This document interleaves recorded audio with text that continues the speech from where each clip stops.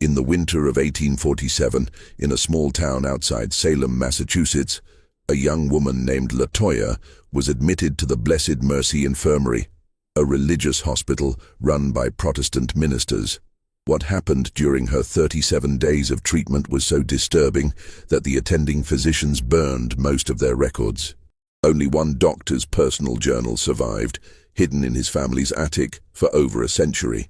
The case file, marked "confidential, never to be discussed," contained details that challenged everything the medical community believed about the human mind and soul. Local church leaders pressured the hospital to seal the records permanently, and 3 of the 7 doctors who treated Latoya left Massachusetts within 6 months, never to practice medicine again. What you're about to hear has never been told in its entirety, until now. If you're brave enough to uncover the darkest secrets that religious institutions tried to bury, hit that subscribe button and comment below what state you're listening from. This channel isn't for everyone, only for those who dare to seek the truth that others fear to tell. The story begins with what seemed like a routine admission to a hospital that prided itself on combining Christian compassion with the latest medical knowledge of the time. The town of Millbrook, Massachusetts, sat like a watchful sentinel 15 miles northwest of Salem, its white-steepled churches rising above modest wooden homes that housed barely 800 souls. In 1847, the community remained deeply divided between the established Congregationalist families who had founded the settlement in 1692 and the growing number of Irish Catholic immigrants who had arrived seeking work in the textile mills along the Merrimack River. The Blessed Mercy Infirmary stood at the heart of this tension. A 3-story brick building erected in 1834 by Reverend Ezekiel Whitmore, a stern Congregationalist minister who believed that healing the body required first purifying the soul. The hospital's 20-bed capacity made it the largest medical facility between Boston and the New Hampshire border, attracting patients from across Essex County. Its staff of 7 physicians, all Protestant men trained at Harvard Medical School, prided themselves on applying both scientific method and Christian principles to their practice. Dr. Jonathan Aldrich, the hospital's chief physician, had studied under the renowned alienist Dr. Samuel Woodward at Worcester State Hospital. At 34, Aldrich possessed a methodical mind and an unwavering faith in both medical progress and divine providence. His colleagues respected his innovative approaches to treating what they called disorders of the mind, conditions that other physicians often dismissed as mere moral failings or demonic possession. The hospital's daily routine began at 5 in the morning with communal prayer, followed by rounds that concluded each evening with scripture reading. Patients, regardless of their religious background, were expected to participate in these Christian observances. The nuns of the nearby Sacred Heart Convent, despite their Catholic faith, were permitted to provide nursing care due to their medical training, a controversial arrangement that sparked heated debates in the town's Protestant churches. Dr. Aldrich maintained meticulous records of every patient, filling leather-bound journals with detailed observations about symptoms, treatments, and outcomes. His personal study, located on the hospital's 3rd floor, contained hundreds of these volumes dating back to the institution's founding. He believed that understanding the human condition required documenting not just physical ailments, but the spiritual and emotional struggles that accompanied them. The winter of 1847 had been particularly harsh, with temperatures dropping below freezing for weeks at a time. The hospital's coal-burning furnaces struggled to heat the building's drafty corridors, and the constant smell of carbolic acid mixed with wood smoke created an atmosphere that patients often described as oppressive. It was into this environment that Latoya would arrive, carrying with her a mystery that would challenge everything the medical staff believed about the nature of human suffering. On the morning of January 15, 1847, a horse-drawn carriage struggled through the snow-covered streets of Millbrook, carrying a young woman who would soon become the subject of the most disturbing case in the hospital's history. Latoya appeared to be in her early 20s, with dark hair and olive skin that suggested mixed ancestry. a detail that would later prove significant in the prejudiced atmosphere of 1847 Massachusetts. She'd been found 3 days earlier by a farmer named Silas Hartwell, discovered unconscious in his barn, wearing only a thin cotton dress despite the frigid temperatures. When she regained consciousness, she spoke in whispers, claiming to remember nothing of how she had arrived there. Her only possessions were a small leather pouch containing 7 silver coins and a peculiar brass locket that bore no identifying marks. Dr. Aldrich's first examination revealed a patient in remarkable physical condition despite her ordeal. Her vital signs were normal, her reflexes sharp, and she showed no signs of frostbite or malnutrition. However, her behavior immediately struck him as unusual. She would only speak when directly addressed, answered questions with unsettling precision, and displayed an almost supernatural awareness of her surroundings. When he asked her full name, she responded simply, "Latoya," nothing more. The most puzzling aspect of her case emerged during the intake process.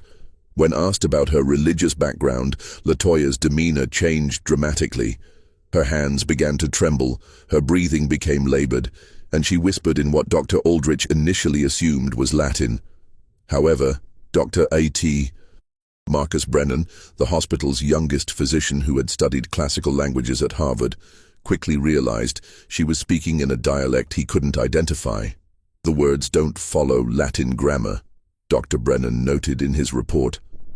They seem to be a mixture of several languages, possibly including elements of what might be African or Caribbean dialects. The patient delivers them with such fluency that it appears to be her native tongue. Yet, when questioned about the language, she claims no knowledge of speaking anything other than English. During her first night at the hospital, the nursing staff reported unusual occurrences. Sister Mary Catherine, a nun from the Sacred Heart Convent, noted that Latoya seemed to anticipate events before they happened.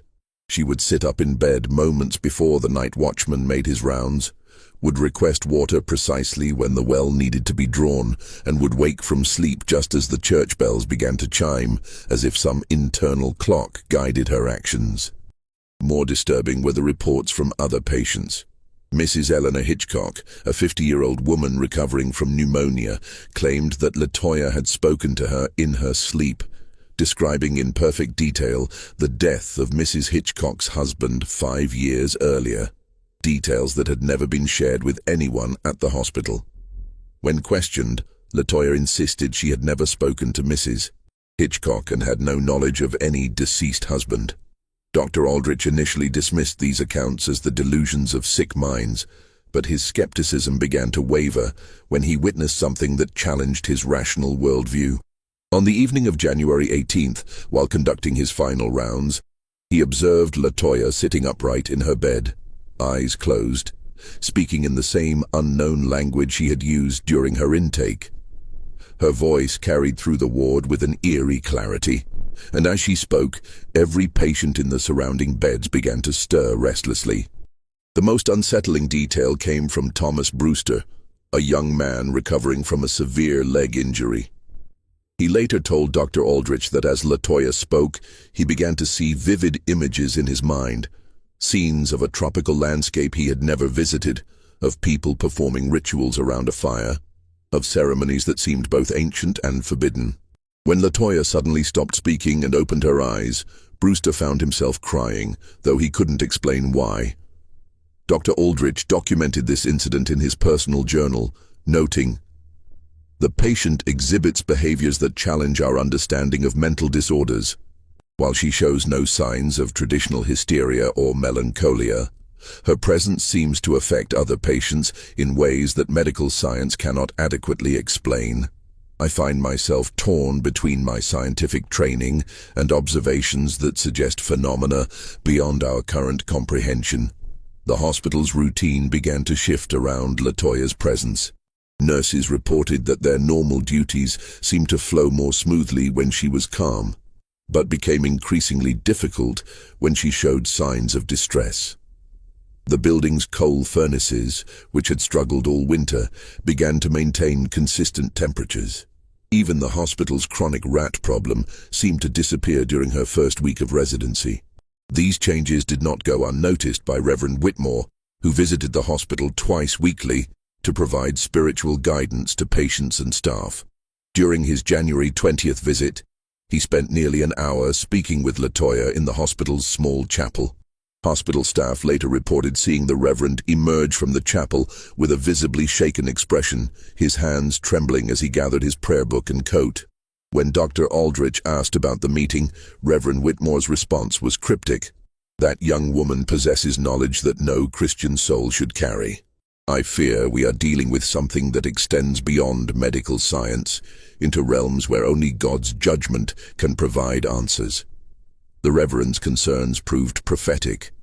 Within days of his visit, the hospital would experience events that would test the faith and sanity of everyone involved in Latoya's care. The days following Reverend Whitmore's disturbing encounter with Latoya brought subtle but undeniable changes to the Blessed Mercy Infirmary. Dr. Aldrich, a man who prided himself on rational observation, began to notice patterns that defied medical explanation. Patients who had been bedridden for weeks suddenly showed marked improvement when Latoya was moved to the bed adjacent to theirs. Conversely, those who complained of her presence experienced setbacks that seemed to correlate directly with their level of discomfort around her. Dr. Brennan, whose curiosity about Latoya's mysterious language had initially driven him to research classical texts, made a discovery that would haunt him for the rest of his career. In a collection of maritime records at the Salem Historical Society, he found references to a slave ship called the Esperanza that had wrecked off the Massachusetts coast in 1823. Among the rescued survivors was a young woman described as speaking in tongues unknown to Christian ears and possessing knowledge of healing arts that seemed to transcend natural philosophy. The ship's manifest, written in faded ink, listed among its human cargo a girl named Latoya, approximately 4 years old at the time of the wreck. According to the records, she had been placed in the care of a Presbyterian family in nearby Peabody, but had disappeared from their home 3 years later, leaving behind only a note written in the same incomprehensible language that Dr. Brennan had heard her speak. "The implications are staggering," Dr. Brennan wrote in his private correspondence to a colleague at Harvard. "If this is indeed the same individual, she would now be 28 years old, yet our patient appears no older than 22. Furthermore, the records indicate she was placed with a family known for their rigid Christian beliefs.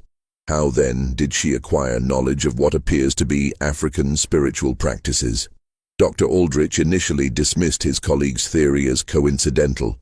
However, when he mentioned the slave ship records to Latoya during one of their daily sessions, her reaction was immediate and profound. She began to speak rapidly in the unknown language, tears streaming down her face, her hands clutching the brass locket that had been her only possession when found. For the first time since her arrival, Latoya volunteered information about her past.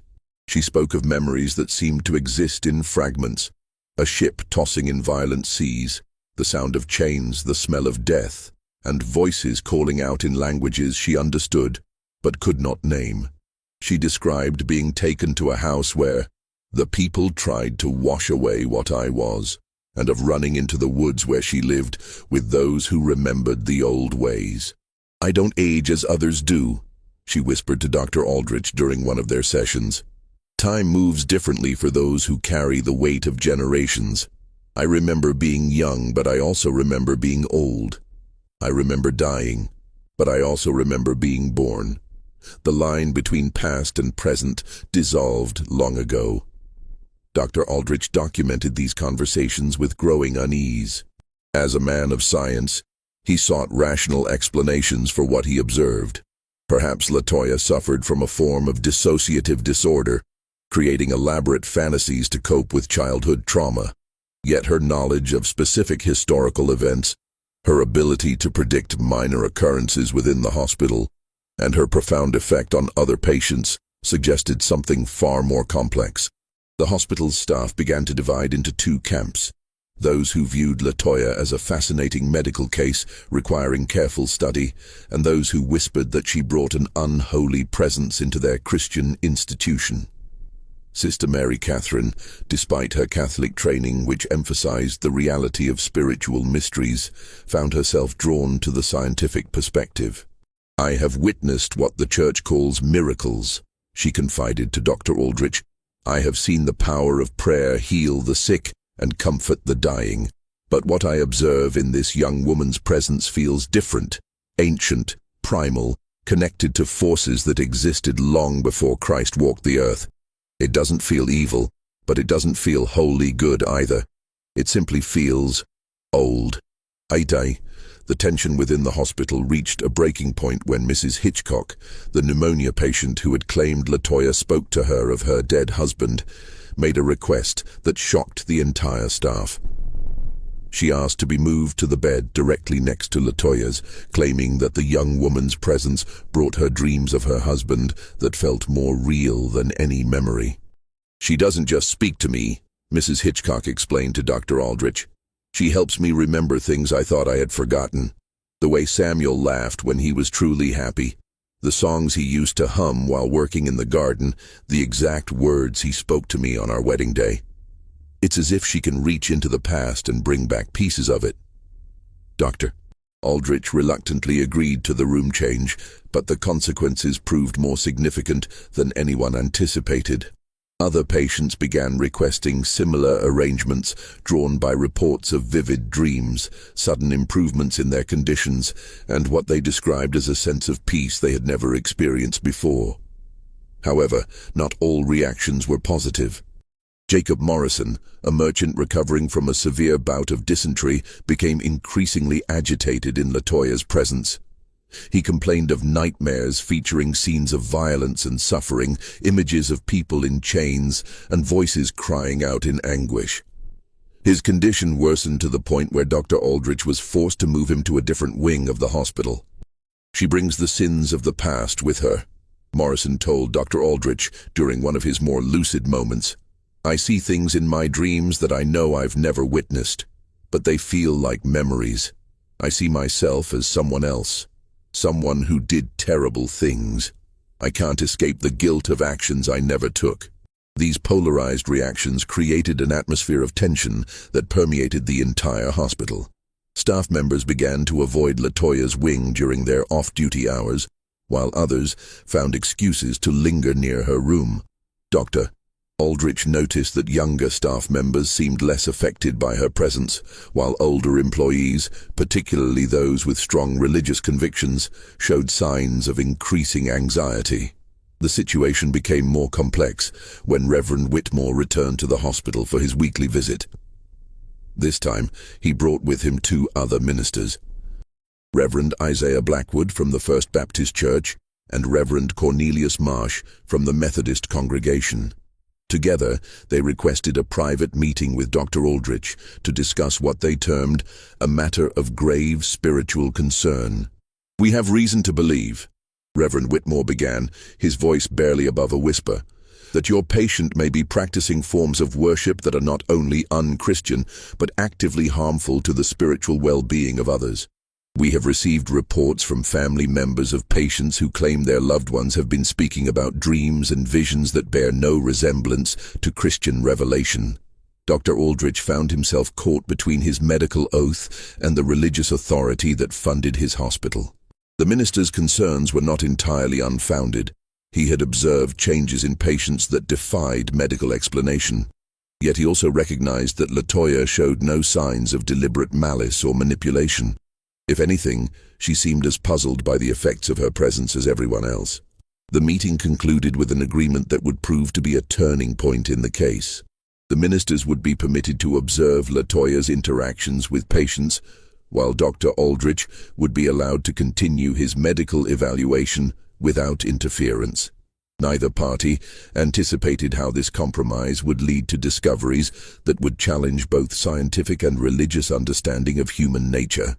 The joint observation period began on February 1, 1847, with Dr. Aldrich and the 3 ministers establishing a careful protocol for monitoring Latoya's interactions with patients and staff. What they discovered during the following weeks would fundamentally alter their understanding of the case and raise questions that none of them felt prepared to answer. Reverend Blackwood, whose Baptist background emphasized the importance of personal spiritual experience, was the first to notice what he termed synchronicities in Latoya's behavior. She would begin speaking in the unknown language precisely when patients were experiencing moments of deep emotional distress, almost as if she could sense their internal states. More remarkably, her words seemed to have a calming effect, even on patients who couldn't understand them. "I must confess," Reverend Blackwood wrote in his private journal, "that I have never witnessed such a profound demonstration of what could only be described as spiritual empathy.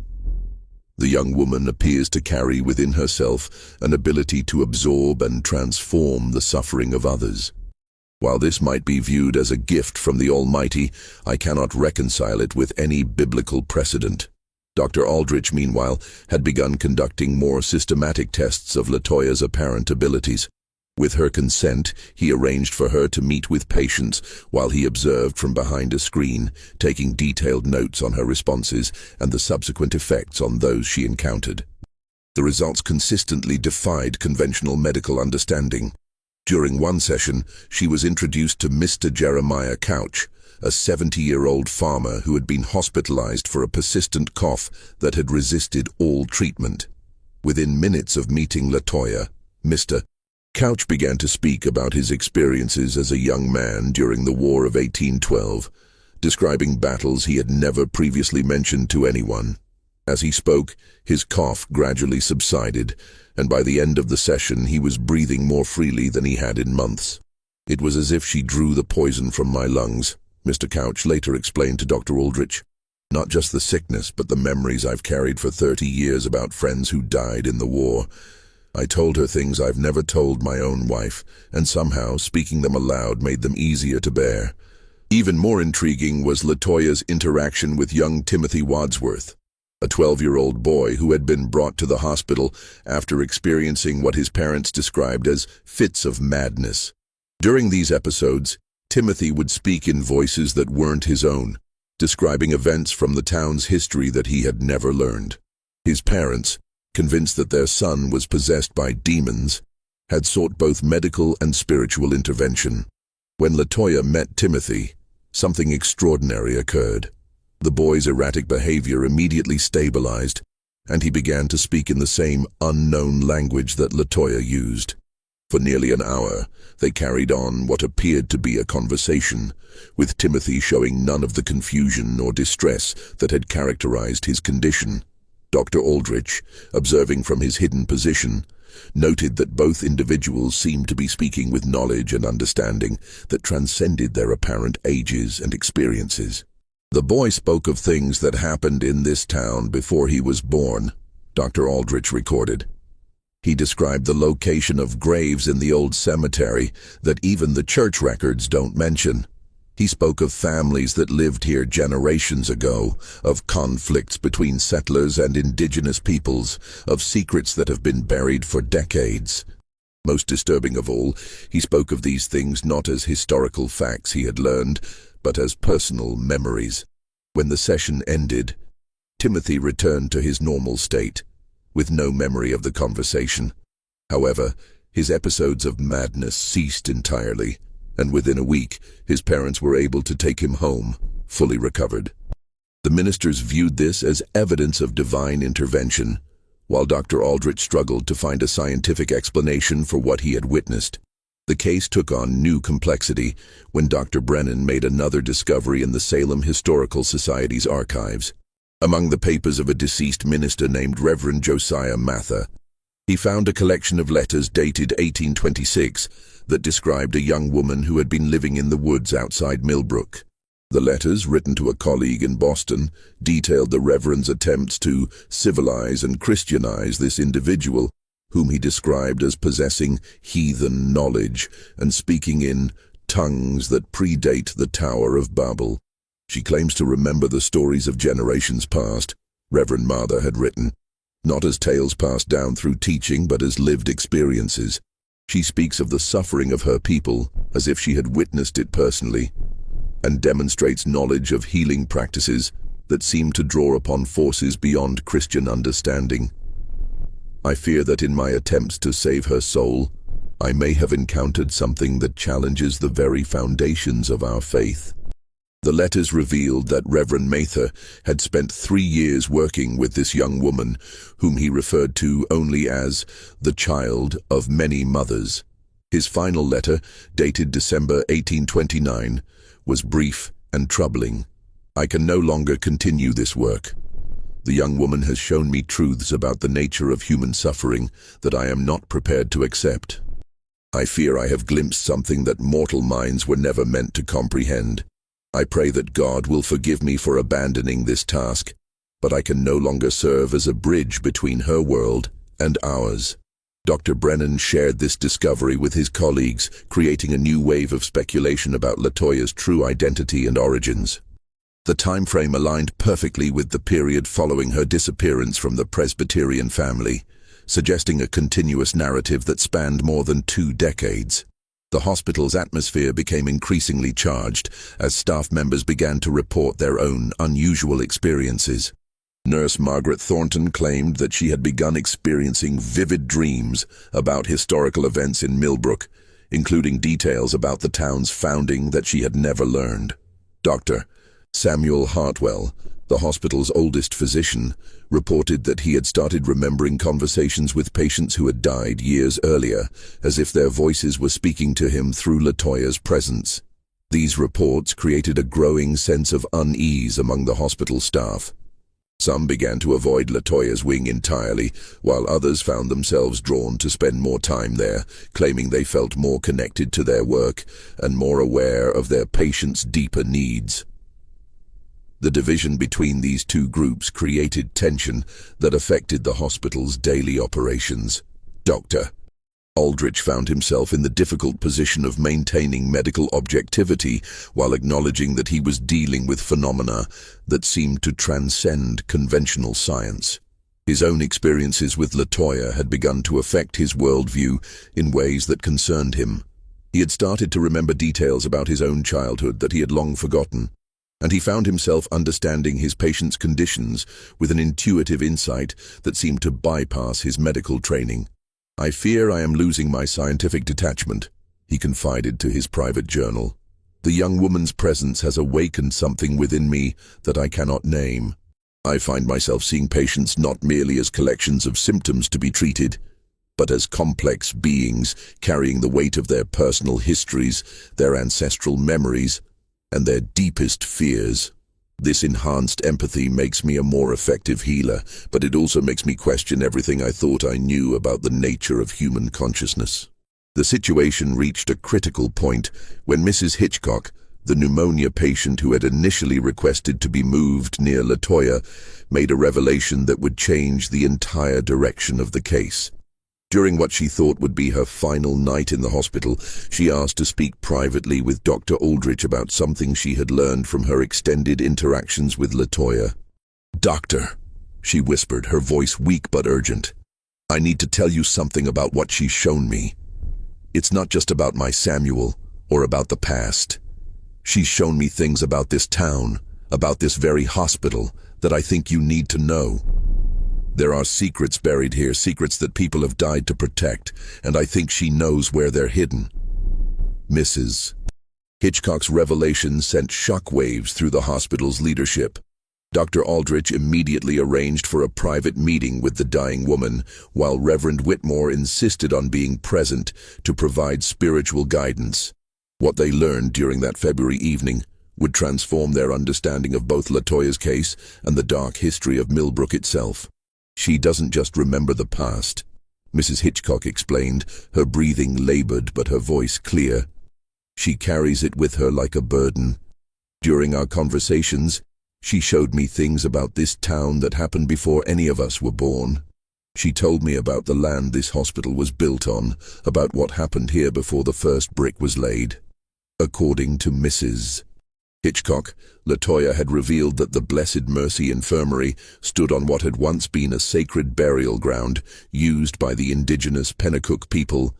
The area had been considered so spiritually significant that tribal elders had performed ceremonies there to honor not only their own ancestors, but also the spirits of those who had suffered and died in the region, including enslaved people who had been brought to Massachusetts in the early days of the colony. She spoke of bones beneath the foundation. Mrs. Hitchcock continued. Not just native bones, but the remains of people who died in chains, who were buried without Christian rites, who were forgotten by history. She said their spirits have been calling out for recognition, for justice, for someone to remember their names and their stories. Dr. Aldrich felt a chill that had nothing to do with the February weather.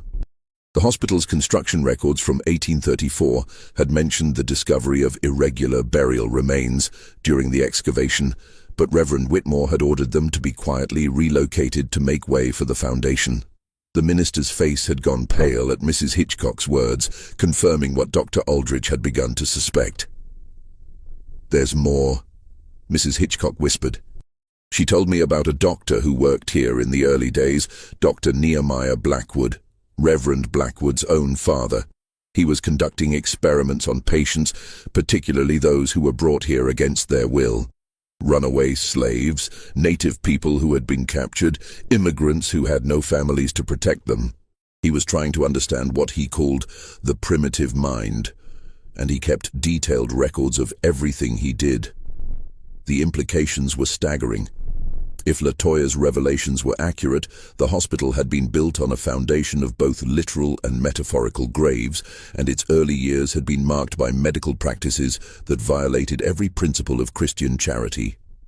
Dr.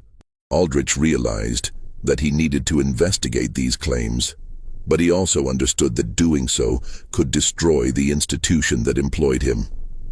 Over the following days, he began a careful search of the hospital's oldest records, stored in the basement archives. What he found there would haunt him for the rest of his life. Hidden among routine medical reports and administrative documents, he discovered a collection of leather-bound journals bearing the name Dr. N. Blackwood, volumes that detailed experiments and procedures that would have been considered horrific even by the standards of 1847. Dr. Nehemiah Blackwood had indeed conducted unauthorized medical experiments on vulnerable patients.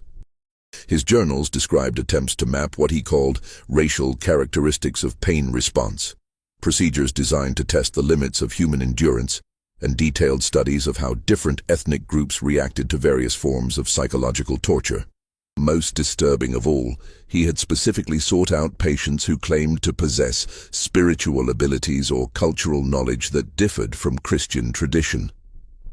I have identified several specimens who demonstrate what can only be described as heathen enlightenment, one entry read.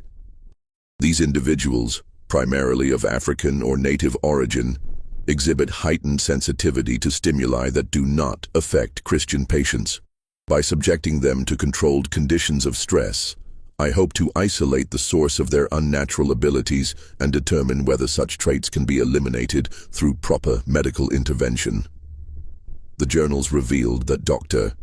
Blackwood had been particularly interested in patients who spoke in unknown languages or demonstrated knowledge of historical events they couldn't possibly have witnessed.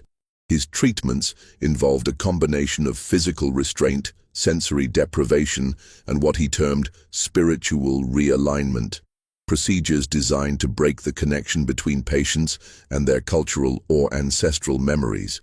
Most chilling of all was his final entry, dated November 15, 1838. The young woman brought to us from the woods has proven resistant to all conventional treatments. Her ability to access memories that appear to span generations has only grown stronger despite our interventions.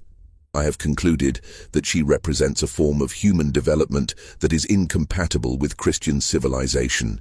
For the safety of our community, I recommend that she be permanently confined to prevent the spread of her influence. Dr. Aldrich realized with growing horror that Dr. Blackwood's young woman from the woods could only be Latoya herself. The timeline aligned perfectly with Reverend Mather's letters and the period following her disappearance from the Presbyterian family. She had been captured, brought to the hospital, and subjected to procedures designed to destroy her identity and abilities. But the journals also revealed something else. Dr.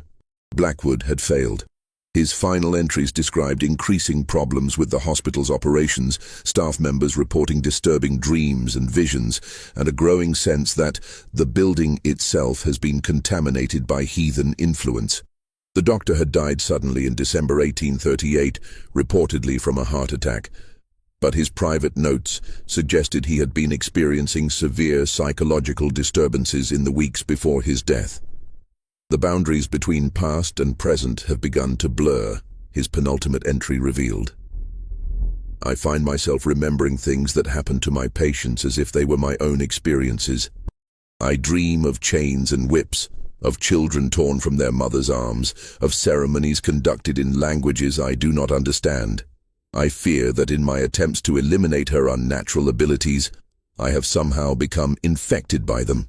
Dr. Aldrich shared these discoveries with Reverend Whitmore, who was forced to confront the terrible truth about his hospital's history. The minister had known about the burial ground and had approved the removal of the remains, but he had been unaware of Dr. Blackwood's experiments. The revelation that his institution had been built on a foundation of suffering and had participated in systematic torture of vulnerable patients challenged everything he believed about his mission. "We must make this right," Reverend Whitmore declared, his voice heavy with guilt and determination. "If this young woman has indeed been carrying the weight of these injustices for nearly a decade, then we have a Christian duty to acknowledge what has been done and seek redemption." But as they prepared to confront Latoya with what they had learned, the hospital experienced a series of events that suggested the situation was far more complex than they had imagined. Patients throughout the building began reporting shared dreams, visions of historical events that seemed to be connected to the institution's dark past. Staff members found themselves experiencing memories that didn't belong to them, and the building itself seemed to be responding to the growing awareness of its hidden history. Doors opened and closed without explanation. The temperature in Latoya's wing fluctuated wildly despite the season, and several staff members reported hearing voices speaking in languages they couldn't identify. Dr. Aldrich began to realize that Latoya's presence had awakened something that had been dormant for nearly a decade. The accumulated spiritual weight of all those who had suffered and died on the hospital grounds. The crisis reached its peak when Reverend Blackwood, who had been struggling with his own family's connection to the hospital's dark history, approached Dr. Aldrich with a confession that would change everything they thought they knew about the case. "I need to tell you something about my father," he said, his voice trembling with emotion. "Something that I've kept hidden for nearly 30 years. He didn't die of a heart attack. He took his own life, but not before he told me about the young woman he had been treating. He said she had shown him things about our family's past that he couldn't bear to live with. He said she had made him remember the sins of our ancestors, and that he could no longer face the weight of that knowledge. The revelation that Dr. Nehemiah Blackwood had committed suicide after being confronted with the full scope of his family's historical participation in slavery and genocide added another layer of complexity to the case. It suggested that Latoya's ability to access ancestral memories wasn't limited to her own heritage, but could extend to anyone who came into contact with her. As the hospital staff struggled to process these revelations, they realized that they were dealing with something far more significant than a single patient's mental health crisis. Latoya represented a living connection to the suppressed history of their community, a repository of memories that included not only the suffering of the oppressed, but also the guilt of the oppressors. Her presence had awakened the accumulated spiritual debt of generations, and now everyone connected to the hospital would be forced to confront the true cost of their ancestors' actions. The question that haunted Dr. Aldrich as he prepared for what he knew would be a final confrontation with Latoya was whether acknowledging this history would bring healing or destruction. The young woman had already demonstrated that she could affect the mental and physical health of everyone around her. But what would happen when she was finally given the opportunity to share the full truth about what she had experienced and witnessed? On the morning of February 20th, 1847, Dr. Aldrich made a decision that would define the remainder of his career and fundamentally alter the lives of everyone at the Blessed Mercy Infirmary. He gathered the hospital's senior staff, the 3 ministers, and a select group of the most stable patients in the main chapel, where he announced his intention to allow Latoya to speak freely about her experiences for the first time since her arrival. "We have spent weeks trying to understand this young woman's condition through the lens of medical science and Christian doctrine," he addressed the assembled group. "But I believe we have been asking the wrong questions. Instead of trying to cure her or contain her, we need to listen to what she has been trying to tell us about the history of this place and the people who have suffered here." Latoya entered the chapel wearing a simple white dress provided by the hospital. But her demeanor was transformed from the quiet, compliant patient they had known. She moved with a confidence and dignity that seemed to emanate from deep within her. And when she spoke, her voice carried the authority of someone who had witnessed centuries of human experience. "I am not one person," she began, her words clear and precise. "I am the keeper of memories that others have chosen to forget. I carry within me the voices of those who died without being heard, the stories of those who were erased from your history books, the pain of those who suffered in silence. What you call my condition, I call my purpose." She moved to the center of the chapel, and as she did, the temperature in the room seemed to shift, becoming both warmer and cooler simultaneously, as if different seasons were occupying the same space.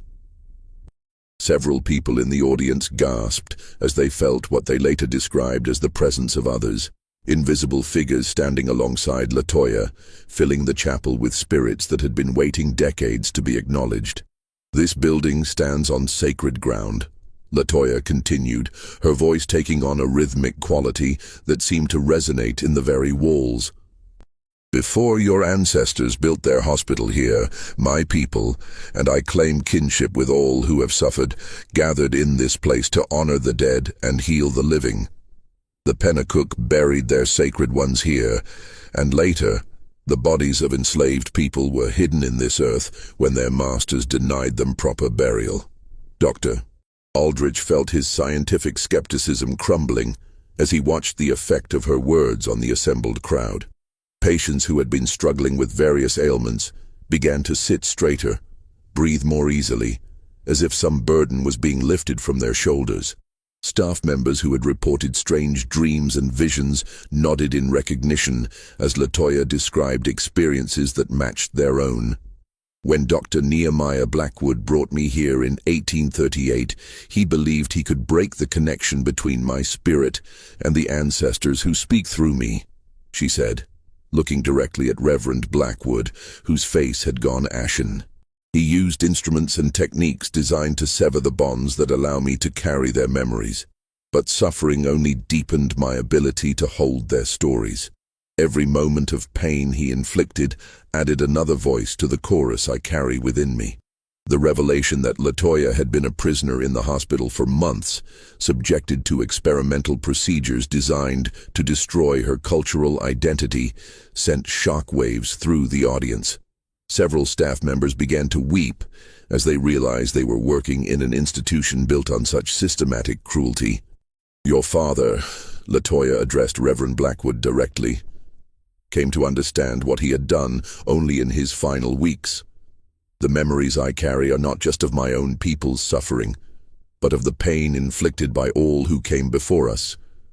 When he looked into my eyes during our last session, he saw not just the anguish of his victims, but the spiritual torment that comes from participating in such evil. He could not live with that knowledge."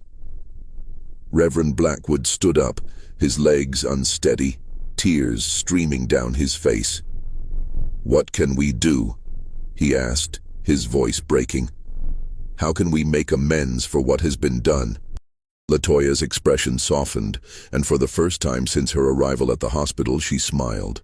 "Acknowledgement is the first step toward healing," she said. "But true redemption requires action. The spirits that gather in this place are not seeking revenge. They are seeking recognition, remembrance, and a commitment that such suffering will not be forgotten or repeated." She moved toward the altar where Reverend Whitmore conducted his weekly services, and as she did, something extraordinary began to happen. The patients in the chapel started to speak, but not in their own voices. Mrs. Hitchcock, the pneumonia patient who had formed such a strong connection with Latoya, began to recite names, dozens of names of people who had been buried on the hospital grounds without markers or acknowledgement. Young Timothy Wadsworth, the boy who had been considered possessed, stood and began to describe in perfect detail the layout of the original Pennacook burial ground, including the location of ceremonial artifacts that had been disturbed during the hospital's construction.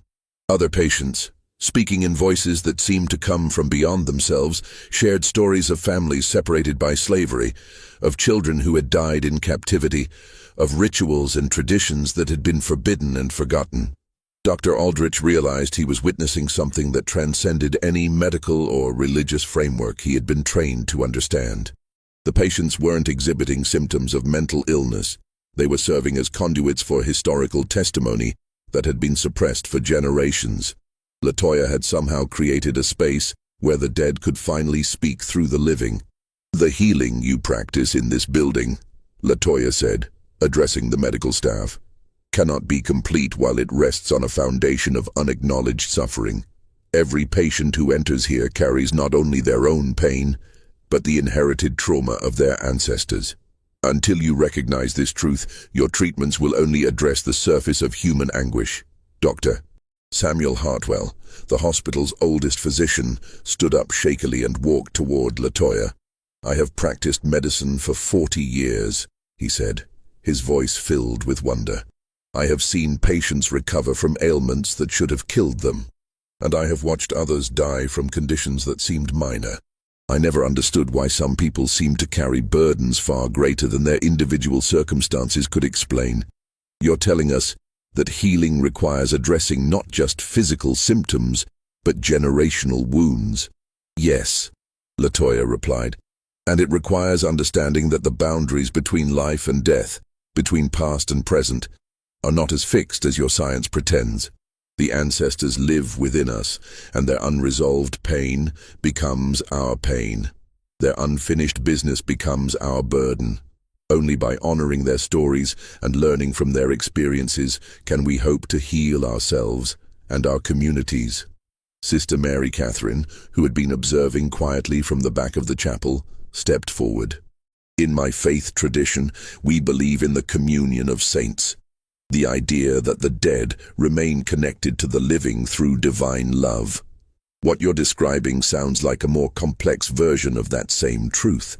The spirits that speak through you aren't separate from us. They're part of the ongoing human story." Latoya nodded approvingly. "Your understanding brings us closer to the truth. But this connection comes with responsibility. Those who carry ancestral memories, as I do, serve as bridges between worlds. We help the living understand the cost of forgetting, and we help the dead find peace through remembrance." The atmosphere in the chapel had become charged with an energy that everyone present could feel, but none could fully explain. Dr. Aldrich noticed that the light filtering through the windows seemed brighter, the air felt cleaner, and the constant background noise of the hospital's daily operations had faded to a peaceful silence. "Just when we thought we'd seen it all, the horror in Millbrook intensifies."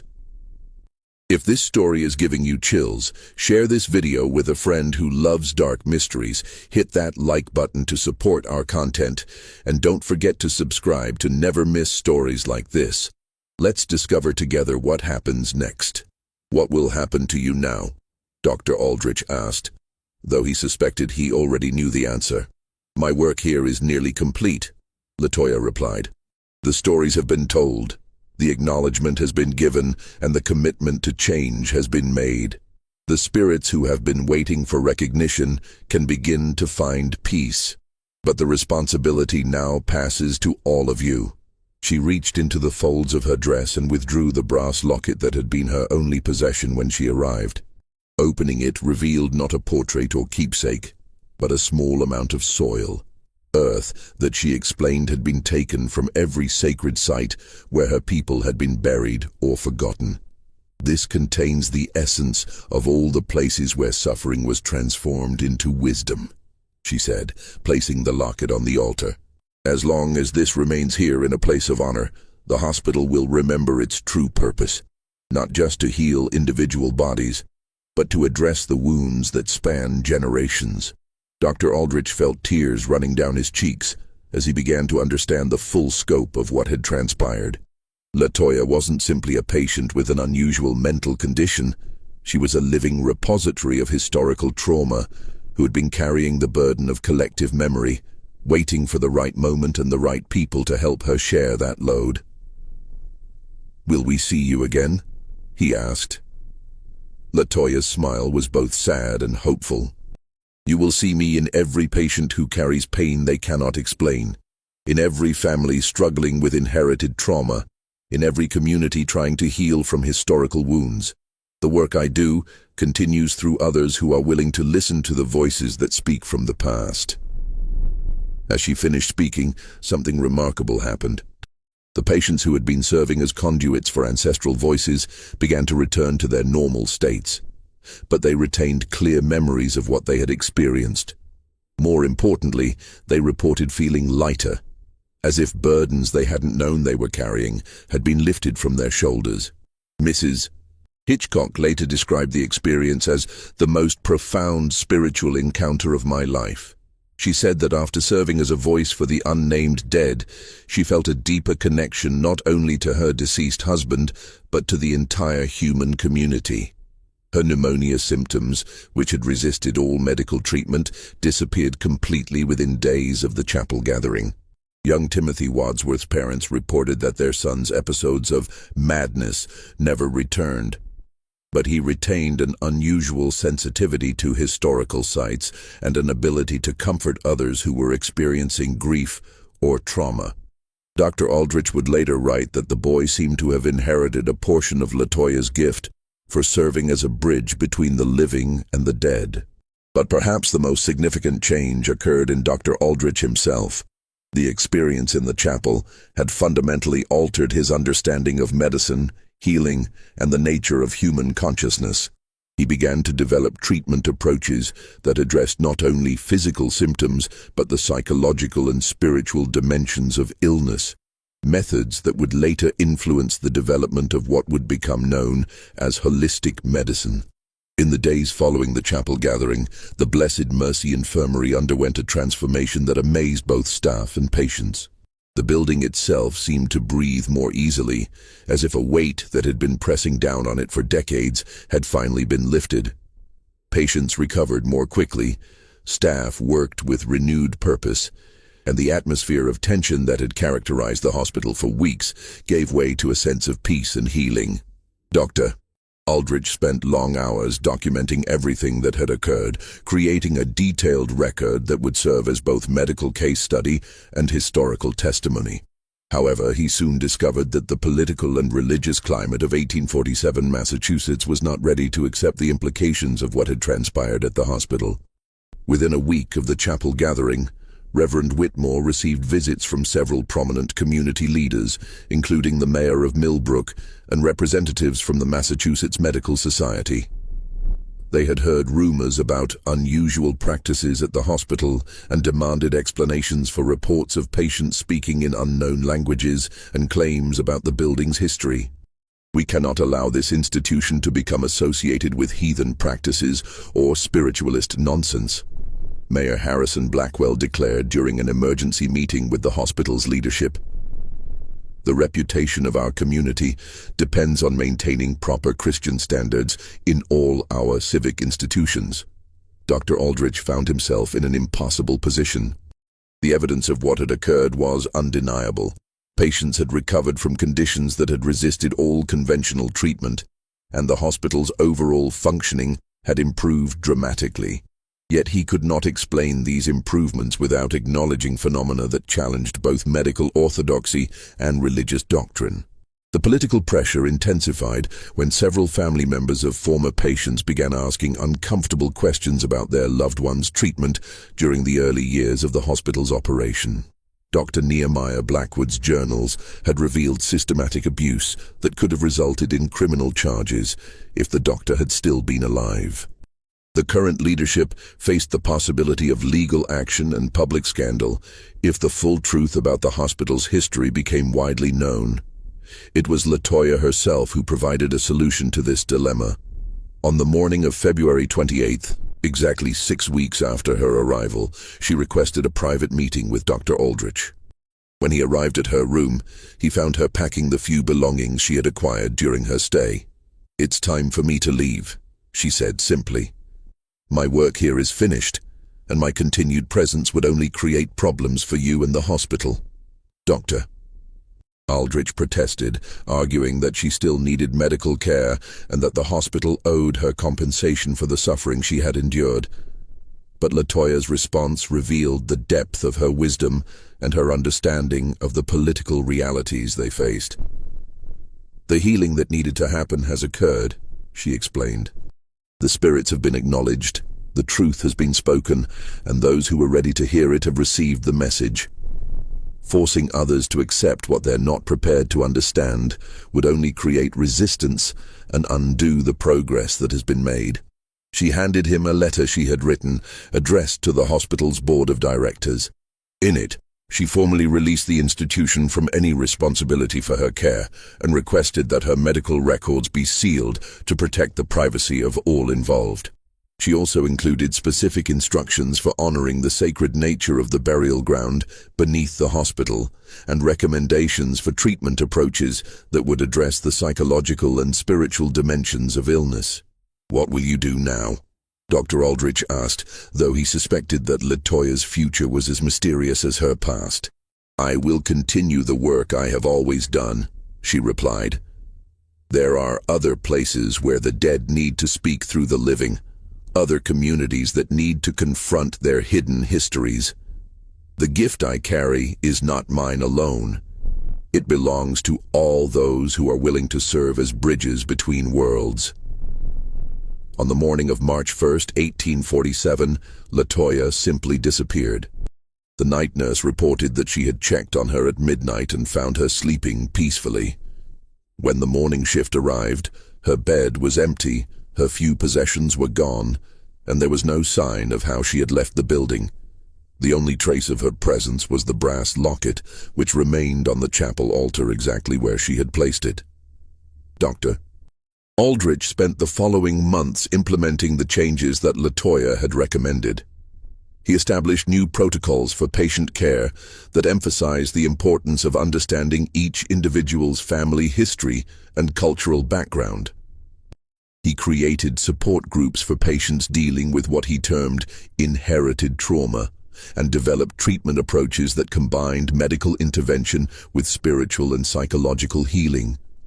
Most significantly, he worked with Reverend Whitmore to create a memorial garden on the hospital grounds, dedicated to all those who had been buried there without recognition. The garden included markers bearing the names that had been spoken during the chapel gathering, along with a central monument acknowledging the sacred nature of the land and the hospital's commitment to honoring all who had suffered there. These changes had a profound impact on the hospital's effectiveness. Patient outcomes improved dramatically, staff turnover decreased, and the institution gained a reputation for providing care that addressed not just physical symptoms, but the deeper sources of human suffering. However, the true nature of these improvements was never publicly acknowledged. Dr. Aldrich's official reports described Latoya as a patient suffering from dissociative disorder who responded well to therapeutic intervention. Her ability to affect other patients was attributed to the power of positive psychology and the importance of peer support in the healing process. The chapel gathering was recorded as a successful experiment in group therapy that demonstrated the value of allowing patients to share their experiences in a supportive environment. These sanitized accounts satisfied the hospital's critics and allowed the institution to continue its work without political interference. However, Dr. Aldrich maintained detailed private records of what had actually occurred, hoping that future generations would be better prepared to understand and accept the deeper truths about healing and human consciousness that Latoya had revealed. The three ministers who had witnessed the events struggled with their own interpretations of what they had experienced. Reverend Blackwood spent months researching his family's history and eventually established a fund to support the education of children from families that had been affected by slavery. Reverend Marsh incorporated elements of what he had learned about inherited trauma into his sermons, helping his congregation understand how the sins of previous generations could affect contemporary families. Reverend Whitmore became an advocate for what he called integrative healing, arguing that true medicine must address the spiritual and psychological dimensions of human suffering. The patients who had participated in the chapel gathering carried their experiences with them for the rest of their lives. Many reported that the event had fundamentally changed their understanding of themselves and their place in the world. They developed unusual sensitivity to others' pain and an ability to provide comfort to those dealing with grief or trauma. Some became informal healers in their communities, helping others process difficult family histories and inherited wounds. Dr. Aldrich continued to practice medicine for another 30 years, but his approach was forever changed by his encounters with Latoya. He became a pioneer in what would later be called holistic medicine, emphasizing the importance of treating patients as whole human beings rather than collections of symptoms. His methods influenced a generation of physicians who would go on to develop more comprehensive approaches to healing. Most remarkably, several of these doctors reported encountering patients who seemed to possess abilities similar to Latoya's, individuals who carried ancestral memories, who could sense the deeper sources of others' pain, and who seemed to serve as bridges between the living and the dead. These cases were rarely documented in official medical records, but they suggested that Latoya's gift was not unique, that there were others carrying similar burdens and serving similar purposes.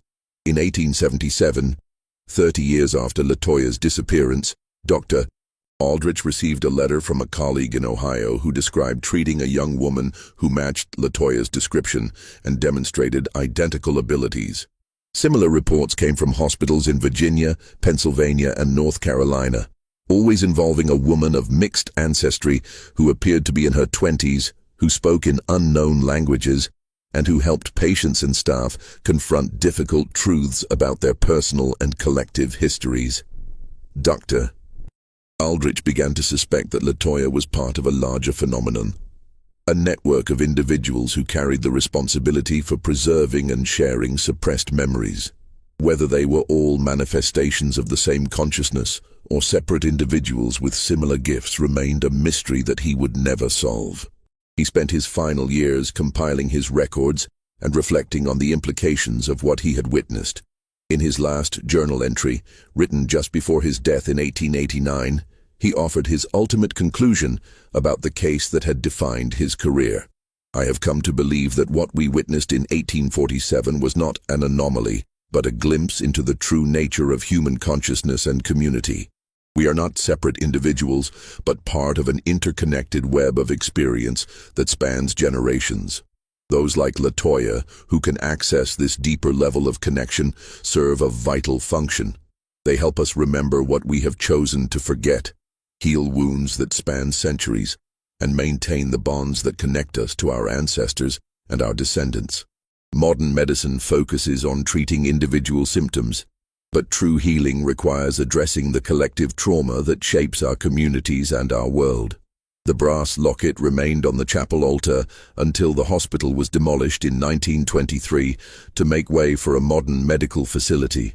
According to the demolition records, the locket was never found among the building's artifacts, leading some to speculate that it had been taken by someone who understood its significance. Others believed that it had simply returned to the earth from which it came, its purpose fulfilled. Today, the site where the Blessed Mercy Infirmary once stood is occupied by a small park. Few visitors know about the building's history or the extraordinary events that occurred there in 1847.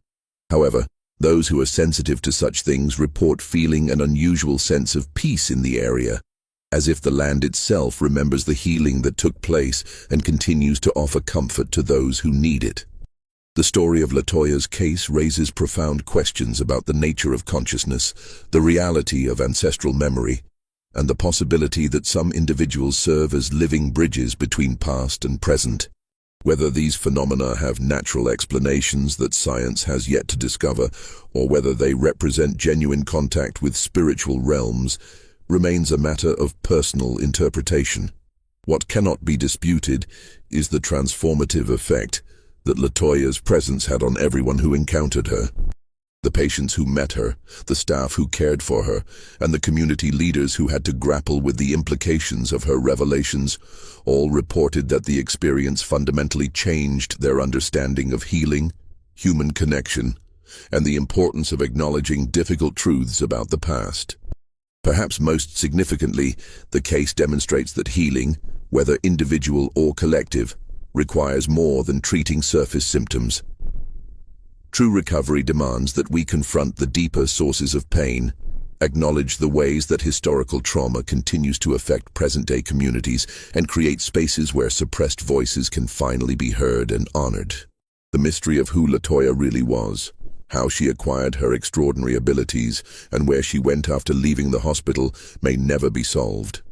But her legacy lives on in the lives she touched and the understanding she shared about the complex relationship between past and present, between individual suffering and collective healing, and between the medical treatment of symptoms and the deeper work of addressing the spiritual and psychological wounds that span generations.